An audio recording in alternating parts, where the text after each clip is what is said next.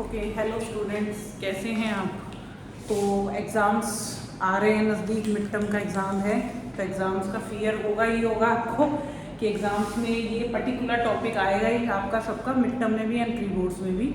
तो exam fear, so no dear, start करते हैं। आपके एग्ज़ाम फियर को ही दूर करने की कोशिश करते हैं। और जो सबसे प्रॉब्लमेटिक और सबसे ज़्यादा इम्पॉर्टेंट टॉपिक है, प्रॉब्लमेटिक इसलिए क्योंकि इसके क्वेश्चन हमेशा ज़्यादा मार्क्स के आते हैं। दूसरा इम्पॉर्टेंट इसलिए क्योंकि ज़्यादातर पिछले भी PYQs में आप देखेंगे कि ये क्वेश्चन ज़्यादा पूछे जाते हैं क्वाड्रेटिक इक्वेशन में, वर्ड प्रॉब्लम में, डिस्टेंस टाइम स्पीड के क्वेश्चन। और क्योंकि इनमें कैलकुलेशन ज़्यादा होती है as compare to other question, इसीलिए ये ज़्यादा मार्क्स की भी होती है। तो ठीक है, तो आज स्टार्ट करते हैं। पिछली वीडियोज़ में हमने डिस्टेंस टाइम स्पीड के ही एक थोड़े से डिफरेंट टॉपिक को डिस्कस किया था, दैट वाज अपस्ट्रीम डाउनस्ट्रीम। तो 2 क्वेश्चन मैंने उसके ऊपर आपको करवाए थे। तो आज हम डिस्टेंस टाइम स्पीड के ऊपर एक और क्वेश्चन डिस्कस करेंगे। क्वेश्चन है हमारा, अ बस travels a certain distance, a certain speed, मतलब उसकी एक पर्टिकुलर स्पीड है। वो स्पीड क्या है वो अभी हमें नहीं पता, बट उसने जो डिस्टेंस दिया that is 75 kilometre and then travel 90 kilometre. इसका मतलब पूरे डिस्टेंस को उसने 2 हिस्सों में बांटा है। एक हिस्सा 75 किलोमीटर का है और दूसरा 90 किलोमीटर का है। ठीक है, अब पहले वाले में उसकी एक सर्टेन स्पीड थी। बेटा ये सर्टेन स्पीड का मतलब क्या है कि कोई एवरेज, मतलब कोई फिक्स्ड स्पीड थी, अभी वो नहीं पता, और उसी को उसने ओरिजिनल स्पीड बोला है। ठीक है, तो यही हमको लेट करनी होगी। तो सॉल्यूशन में हम सबसे पहले लेट करेंगे, let original speed is equal to x kilometre per hour. ठीक है, अब उसने कहा कि जब ये जो x ओरिजिनल स्पीड या सर्टेन स्पीड जब थी तब हमारा डिस्टेंस 75 किलोमीटर था, और उसके बाद हमने 90 किलोमीटर का डिस्टेंस, मतलब हो सकता है पहले 70 किलोमीटर किया, उसके बाद बचे हुए 90 किलोमीटर का जो डिस्टेंस था उसके लिए उसने अपनी जो स्पीड थी उसको 10 किलोमीटर पर आवर से मोर मतलब इंक्रीज कर दिया। इसका मतलब यहाँ पर 2 केस बनेंगे, केस 1 और केस 2। ठीक है, केस 1 वो था जिसमें हमारी speed x kilometre per our थी और हम कितना डिस्टेंस कवर कर रहे थे, 75 किलोमीटर। दूसरा केस क्या था जिसमें हमारा डिस्टेंस हो गया था बेटा 90 किलोमीटर, लेकिन हमारी स्पीड जो थी वो मोर, ये देखिए ध्यान से देखिए, मोर। इसका मतलब क्या है कि पहली ओरिजिनल स्पीड जो थी उसको हमने 10 किलोमीटर से इंक्रीज कर दिया। तो इस केस में स्पीड कितनी हुई, x plus 10 kilometre per hour. ठीक है जी, तो हमने दोनों केसेस में स्पीड लिखी, दोनों केसेस में डिस्टेंस लिखी। अब आते हैं टाइम पे। If it takes 3 hour to complete the total journey. Total journey मतलब भाई एक जर्नी ये थी, ये पार्ट था जिसमें हमारा डिस्टेंस 75 था, ये दूसरा पार्ट था जिसमें 90 था। तो टोटल जर्नी कितनी हुई, 75 प्लस 90। इसका मतलब दोनों के टाइम को हमें क्या करना है, ऐड करना है। तो यहाँ पर टाइम 1 कैलकुलेट करेंगे। मैंने आपको बताया था speed is equal to distance upon time होता है, इसीलिए time is equal to distance upon speed होगा। तो हम ये वाला फॉर्मूला यहाँ पर लगाएंगे, 75/x आवर पहला टाइम निकलेगा, दूसरा टाइम क्या निकलेगा जिसको हम टाइम 2 बोल रहे हैं, 90/x प्लस 10। ठीक है जी, अब टोटल वर्ड यूज किया हुआ है, मोर वगैरह नहीं है। इसका मतलब है टोटल टाइम जो स्पेंड हुआ है दैट इज 3 आवर। इसका मतलब पहला वाला टाइम लेना है, फिर हमें दूसरा वाला टाइम लेना है और 3 घंटे। ठीक है, इस चीज का खास ध्यान रखना है कि हमने यहाँ पर जो टाइम कैलकुलेट करे वो आवर में है, तो जो ऐड करके लिखोगे बेटा वो भी आवर में ही होना चाहिए। अगर वो किसी वजह से मिनट्स में दिया है, converted into hours by dividing it with 60। ठीक है जी, तो अब हम क्या करेंगे, बिल्कुल वही अपस्ट्रीम डाउनस्ट्रीम के क्वेश्चन की तरह करना है। मैंने जैसे बताया था उसमें ऊपर वाला पोर्शन आपका सेम आ रहा था, पूरा कॉमन ले लो। पूरा नहीं आ रहा तो कुछ ना कुछ कॉमन होगा, कोशिश करनी है कुछ कॉमन आ जाए, क्योंकि कॉमन लेने से क्या होगा, थोड़ी सी कैलकुलेशन आसान हो जाएगी। तो हम यहाँ से क्या कॉमन ले सकते हैं, देखने से पता लग रहा है 300 डिवाइड हो ही सकता है, तो 3 कॉमन ले लेते हैं। तो ये आ जाएगा बेटा कितना, 25/x, ये आ जाएगा आपका 30/x प्लस 10, और ये हो गया 3। तो ये 3 से ये 3 आपका हो जाएगा कैंसिल। अब कई बार आप लोगों की कंफ्यूजन क्या हो जाती है, मैंने तो बता दिया ऐसे कैंसिल हो सकता है, आपके माइंड में रह जाएगा कि भाई ये कैंसिल हो सकता है। लेकिन कुछ बच्चे क्या करते हैं, इसकी जगह 1 ना लिखकर इसकी जगह 0 लिखते हैं। उनको ऐसा लगता है दिया, यहाँ 0 बच गया। बेटा 0 नहीं बचा, क्योंकि यहाँ पर 2 फैक्टर्स थे, 3 × 1, 3 कट गया है, 1 बच गया है। जब इस तरह से हम कैंसिलेशन करते हैं तो इसका सीधा सीधा मतलब होता है डिवाइड किया हमने। तो डिवाइड करके 3 को 3 से डिवाइड करेंगे तो बेटा 1 आएगा ना कि 0। तो इस चीज़ का ध्यान रखना है कि 0 नहीं लिखेंगे आप, ठीक है, क्योंकि 0 लिखते ही हमारी इक्वेशन कुछ और ही बन जाएगी। हालांकि इसमें से और भी बहुत कुछ कॉमन आ रहा था, बट मुझे 3 दिख रहा था कि यहाँ पर भी 3 है, कैंसिल हो सकता है, इसलिए हमने सिर्फ 3 कॉमन ले लिया। कोई प्रॉब्लम नहीं है आपको, जो ये सिर्फ हम इसलिए कर रहे हैं ताकि हमारी इक्वेशन आसान हो जाए, ठीक है। अब हम बची हुई इक्वेशन को लिखते हैं। मैं यहाँ पर लिख रही हूँ, बची हुई इक्वेशन बची 25/x, फिर बचा हमारे पास 30/x + 10, एंड यहाँ पर क्या बचा 1। अब हम क्या लेंगे, एलसीएम। आप चाहो तो अगेन यहाँ पर कॉमन लेके 1 के नीचे लेकर जा सकते हो। तो यहाँ से मैं बेटा 5 कॉमन ले सकती हूँ, तो 5 लिया, ये बचा आपका 5/x, 6/x + 10, ठीक है। ये ऑप्शनल है, अगर आपको लगता है कि नहीं कॉमन नहीं लेना है, मुझे डायरेक्ट एलसीएम लेना, आप डायरेक्ट भी एलसीएम ले सकते हो, बट बेटर रहता है। तो उससे क्या होता है कि मल्टीप्लिकेशन वगैरह थोड़ा सा आसान हो जाएगा। इस 5 को मैं 1 के नीचे ले जाऊंगी, यहाँ बचेगा 5/x, 6/x + 10 = 1/5। अब इस तरफ एलसीएम लेंगे, इधर एलसीएम लेंगे तो x + 10 हो गया, यहाँ हो गया 5 के साथ x + 10, 6 के साथ x, 1/5। ब्रैकेट्स अगेन मैंने लास्ट क्वेश्चंस में भी आपको बताया, ब्रैकेट नहीं गड़बड़ करने हैं। ब्रैकेट एक्सप्रेशन है तो उसके मल्टीप्लिकेशन के टाइम पर ब्रैकेट्स को यूज करिए। मल्टीप्लाई करिए 5x + 50 + 6x, नीचे हो जाएगा x² + 10x, ये हो गया 1/5, ठीक है। ऊपर आएगा आपके पास 11x + 50, नीचे आएगा x² + 10x = 1/5। अब क्या करेंगे, क्योंकि इससे आगे तो हम सॉल्व नहीं कर सकते इसको, तो हमने क्या करना है, क्रॉस मल्टीप्लिकेशन कर देना है। तो 5 मल्टीप्लाई होएगा 11x + 50 से, और 1 से मल्टीप्लाई होगा x² + 10x, ठीक है। यहाँ तक क्लियर हो गया। अभी मैं इस पोर्शन को रब करती हूँ, क्वेश्चन को हम रब करते हैं, and then we will solve it. मैं आज आपको डिस्क्रिमिनेंट मेथड भी यहाँ यूज करके दिखाऊंगी। हम ये भी डिस्कस करेंगे कि डिस्क्रिमिनेंट मेथड यहाँ सूटेबल था या मिडिल टर्म सूटेबल। तो क्वेश्चन को रब करते हैं और आगे का सॉल्यूशन देखते हैं कैसे करना है हमें।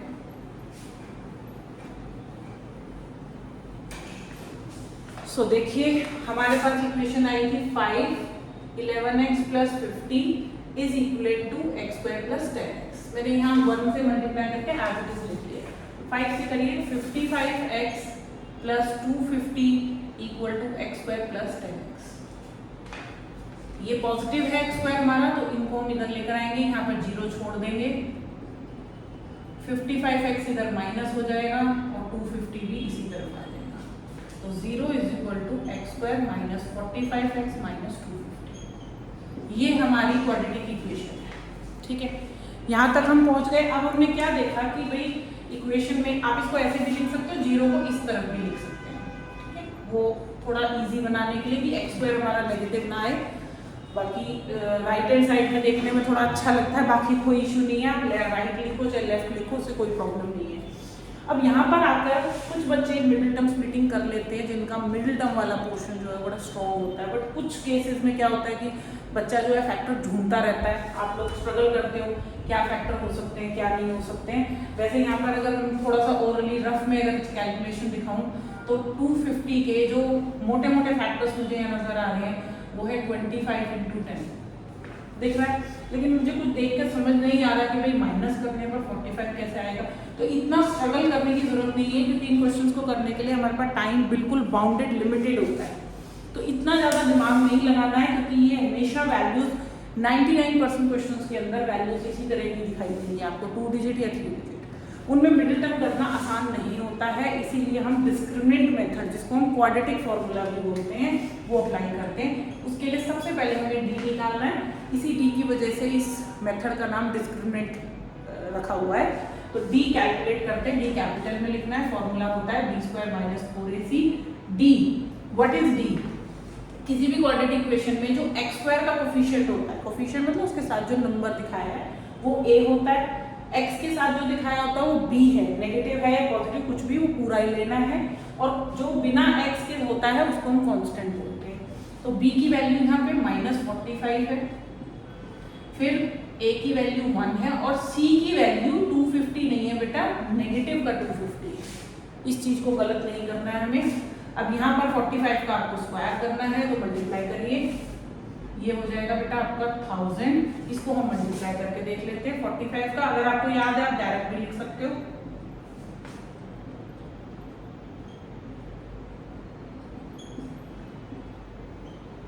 बेटा ये 2025 आएगा आपका, तो 2025, ठीक है। ये हमने रफ में कैलकुलेशन करी है। अब इसमें 1000 ऐड करेंगे बेटा 3025 आएगा।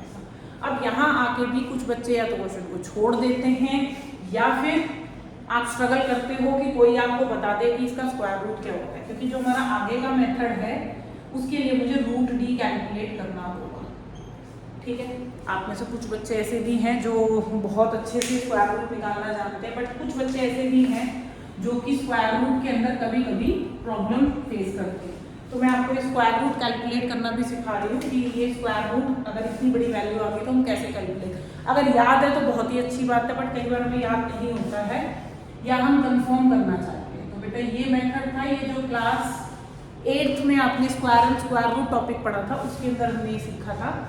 इसमें हमने नंबर को इस तरह के डिवीजन फॉर्मेट में लिखना है और आपके पास 4 नंबर भी हो सकते हैं, 5 भी हो सकते हैं, 3 भी हो सकते हैं, लेकिन आपने पेयरिंग करनी है इनकी।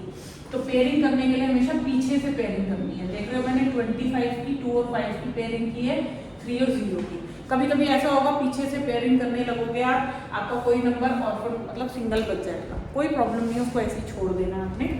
तो अब आपका 25 बताते। अब यहाँ पर यहाँ का जो डिवीजन होता है एक नॉर्मल डिवीजन से थोड़ा सा डिफरेंट है। जैसे कि नॉर्मली हम टेबल्स में क्या यूज करते हैं, 3 into 2 यूज कर लिया, कहीं 12 into 5 यूज कर लिया, मतलब जंबल फॉर्म में हम टेबल को यूज करते हैं। यहाँ पर जंबल फॉर्म नहीं चलेगी, यहाँ पर सिर्फ डबलेट के टेबल चलेंगे, मतलब या तो 1 into 1 या फिर 2 into 2 या फिर 3 into 3 या 4 into 4। मतलब आप 3 into 4 नहीं कर सकते, 3 into 2 नहीं कर सकते, 4 into 5 नहीं कर सकते, 5 into 6 नहीं कर सकते। आपको सिर्फ ये डबलेट मतलब पहचान वाले नंबर ही लेने हैं जो एक जैसे दिखते हो, ठीक है। तो 30 से अगर हम देखें तो आई थिंक 5 जो 25 आता है उसके बाद 6 जब 36 आ जाता है डायरेक्ट, तो हम 5 जो यूज करेंगे यहाँ पर, क्योंकि देखिए 5 into 5 आता है 25 और 6 into 6 आता है बेटा 36। तो इस तरीके से 36 तो हम नहीं ले सकते बिकॉज वो 30 से ज्यादा हो जाएगा, तो हम 5 into 5 लेंगे। ये हो गया आपका 25, ठीक है। बिल्कुल वैसे ही जैसे नॉर्मल हम डिवाइड करते हैं वैसे ही चलना है, बस टेबल आपको इस तरह का यूज करना है। तो आपने क्या देखा, ये 25 आ गया, सब्ट्रैक्ट करेंगे हमारे पास आएगा ये 05 भी लिख सकते हो, चाहो तो 5 लिखो। ऊपर से जब हम कैरी करते हैं तो नॉर्मली जो डिवीजन करते हैं उसके अंदर हम कैसे कैरी करते हैं, सिंगल डिजिट। यहाँ पे हमेशा पेयरिंग में ही आएगा क्योंकि पेयर में ही नंबर हमने बना दिए, तो ऊपर से 25 कैरी किया। अब यहाँ पर जो अगला डिवीजन होगा मतलब अगला स्टेप जो होगा वो आपको 5 से नहीं करना है, 5 और 5 को ऐड कर देना है। जो आपने पहले 5 जो 25 मल्टीप्लाई करके लाए थे, अब 5 और 5 को क्या कर देना आपने, ऐड कर देना है। तो कितना आएगा आपके पास 10।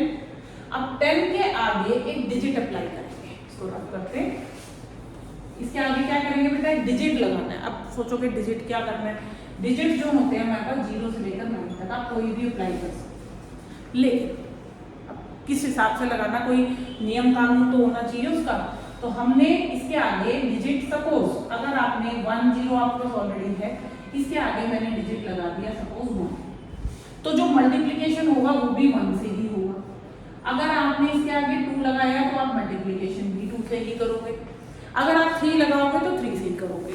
तो हमें ये देखना है कि अगर मैं सपोज मैं इसके आगे 5 लगाती हूँ, मैंने हटा दिया, तो हमने इसके आगे 5 लगाया, तो हम मल्टीप्लाई भी किससे करेंगे, 5 से ही मल्टीप्लाई होना चाहिए। तो हमने मल्टीप्लाई किया, ये आया आपके पास 525। अरे ये तो डायरेक्ट ही आ गया हमारे पास। जनरली जब इस तरह के क्वेश्चन करते हैं तो स्क्वायर रूट जो होता है परफेक्ट होता है। परफेक्ट स्क्वायर रूट क्या होता है, जिसमें कि पूरा का पूरा नंबर बाहर आ जाएगा आपका, मतलब स्क्वायर रूट निकलेगा ही निकलेगा, आराम से निकलेगा, रिमाइंडर नहीं बचेगा आपका, ठीक है। तो इसीलिए हमने यहाँ 5 लगाया, 5 ये हो गया 525। ये जो ऊपर आंसर आया ये आपका आंसर है, ठीक है जी। जनरली स्क्वायर रूट से वैल्यू बाहर जब आती है बेटा वो पॉजिटिव नेगेटिव दोनों होती है, लेकिन यहाँ हम नेगेटिव नहीं लेंगे, डी की वैल्यू नेगेटिव टू पॉजिटिव हमें बाद में करनी है, ठीक है। तो डी की वैल्यू निकाल ली। अब एक्स की value minus b plus n minus root d divided by 2a, ये हमारा फॉर्मूला है, ठीक है। अब ये प्लस एन माइनस का क्या मतलब है, पहले प्लस लेना है तो x की पहली वैल्यू आएगी, फिर इसी x की दूसरी वैल्यू के लिए आपको इसको माइनस भी करना है।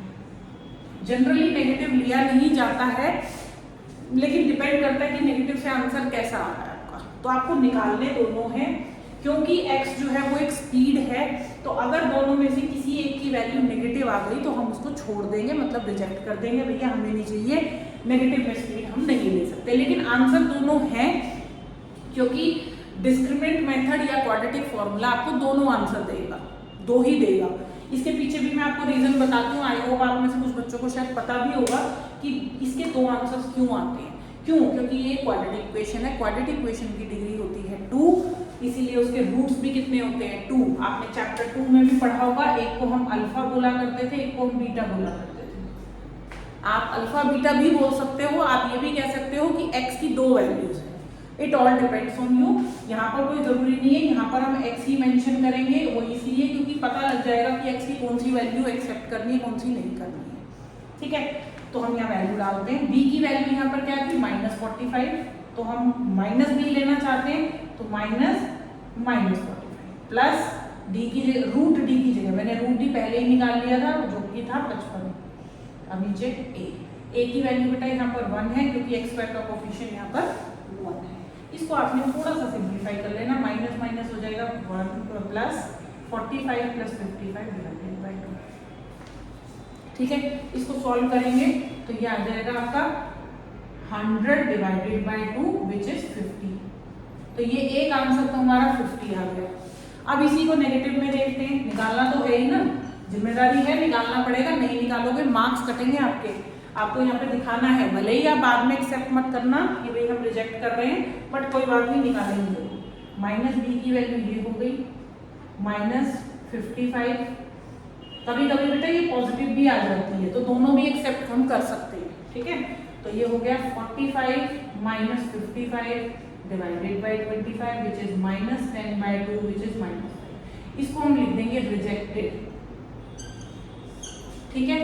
नीचे आपको रिजेक्टेड लिखना है और रीजन इसका यही डालना है कि क्यों हमने रिजेक्ट किया, बिकॉज हमारी स्पीड नेगेटिव नहीं हो सकती, ठीक है। तो मैं अब आपको एक इसकी कंक्लूडिंग स्टेटमेंट बता देती हूँ। कंक्लूडिंग स्टेटमेंट मतलब हम जब अपने आंसर को कैलकुलेट कर लेते हैं उसके बाद हमें लास्ट में एक कंक्लूडिंग स्टेटमेंट लिखनी बहुत जरूरी होती है। आप लिखोगे hence speed of bus is equal to 50 kilometre per hour. ये जहां पर मैंने -5 लिखा है, जो -5 किलोमीटर पर आवर आएगा, उसके आगे आप लिख देंगे रिजेक्टेड और नीचे लिख देंगे because speed can't be negative, आपकी स्पीड नेगेटिव नहीं हो सकती। तो रिजेक्टेड के आगे भी रीजन डालना है, पॉजिटिव वाला एक्सेप्ट कर लेना, यही आपका आंसर होगा, ठीक है। सो ये था हमारा स्पीड टाइम पे ये क्वेश्चन। अगर मैं बात करूं मार्क्स की तो मिनिमम देखिए 3 मार्क्स का है, depending on the complexity of your paper. Boards के अंदर ये कभी भी 3 में नहीं आएगा, ये जनरली 4-5 की रेंज में आता है। कभी कभी इसी क्वेश्चन को केस स्टडी फॉर्मेट में कन्वर्ट कर दिया जाता है, तो उसमें हमारे जो स्टेप्स हैं, जैसे कि आपने यहाँ पे बहुत सारी चीज़ें कैलकुलेट करनी है, केस 1 केस 2 बनाया, उसके बाद डिस्क्रिमिनेंट निकाला, डिफरेंट स्टेप्स जो होते हैं उनके बेसिस पर मार्क्स मिलते हैं। 4 मार्क्स की केस स्टडी होती है, 5 मार्क्स का एक वर्ड प्रॉब्लम का क्वेश्चन होता है, तो ये 5 मार्कर ही क्वेश्चन होता है, 3 मार्कर ये नहीं है। बट कभी कभी प्री बोर्ड्स के अंदर थोड़ा पेपर को कॉम्प्लेक्स करने के लिए, थोड़ा लेंदी एंड डिफिकल्ट बनाने के लिए टीचर 3 मार्क्स में भी इसको दे देते हैं। तो हम इसी कॉन्सेप्ट को आगे भी कंटिन्यू रखेंगे। आज मैंने एक कॉन्सेप्ट कराया है, इसी कॉन्सेप्ट को आगे हम कंटिन्यू करते हुए डिस्टेंस टाइम स्पीड के और क्वेश्चंस नेक्स्ट वीडियो में मैं आपको लेकर आऊँगी। प्लीज़ मुझे ये ज़रूर बताइएगा कि आपको वीडियोस में अगर कोई कमी लग रही है या आपको लग रहा है कि कोई पर्टिकुलर टाइप के क्वेश्चंस जो है वो ज़्यादा फोकस होने चाहिए। मुझे पूरे जितने भी टाइप्स हैं वर्ड प्रॉब्लम की, उनमें सबसे ज़्यादा डिफिकल्ट बच्चे इसी को मानते हैं। मुझे लगता है कि इनमें डिफिकल्टी होती है, लेंदी होते हैं, कॉन्सेप्ट होता है इसमें, रूट वगैरह बहुत सारे कॉन्सेप्ट आते हैं, इसीलिए मैंने इन्हीं को पहले चूज़ किया है। आप मुझे प्लीज़ बताइएगा कि कौन सा particular concept in word problems में आपको सबसे ज़्यादा प्रॉब्लम करता है। डे बाय डे हम इनके सारी वीडियोज़ में आपको शेयर करूँगी, सो दैट आप उनके अंदर सारी टाइप्स को सीखें। देखिए कोई भी टाइप अनइम्पॉर्टेंट नहीं होता, बट हाँ कुछ पोर्शन होते हैं जो कि इम्पॉर्टेंट नहीं होते, लेकिन वो डिफिकल्ट हमारे लिए इसलिए हो जाते हैं क्योंकि हम उनके क्वेश्चंस को मान लेते हैं कि भाई डिफिकल्ट है। हालांकि मुझे नहीं लगा कि आप इसको अगर एक बार प्रैक्टिस कर लेंगे, कॉन्सेप्ट को समझ लेंगे, तो डिफिकल्ट रहेगा आपके लिए। तो आप प्लीज़ इस क्वेश्चन को, सेम क्वेश्चन को अटेम्प्ट करिएगा। RS अग्रवाल से ही मैं क्वेश्चंस करवा रही हूँ आपको। जो भी क्वेश्चन हम लोग यहाँ डिस्कस कर रहे हैं they are from the RS Agarwal, ठीक है। एक बार हम कॉन्सेप्ट को एक बार कर लेंगे, उसके बाद मैं एक्सरसाइज आपको सॉल्व करके दिखाऊंगी। एक्सरसाइज के सभी क्वेश्चंस को हम अटेम्प्ट करेंगे। तब तक आप इसके फॉर्मेट को, कॉन्सेप्ट को प्लीज़ एक बार जरूर प्रैक्टिस करिएगा और मेरे को जरूर बताना कि क्वेश्चन कैसे लगे आपको, और साथ ही साथ क्या क्या आप इनमें ऐड ऑन करवाना चाहते हैं। Bye, take care.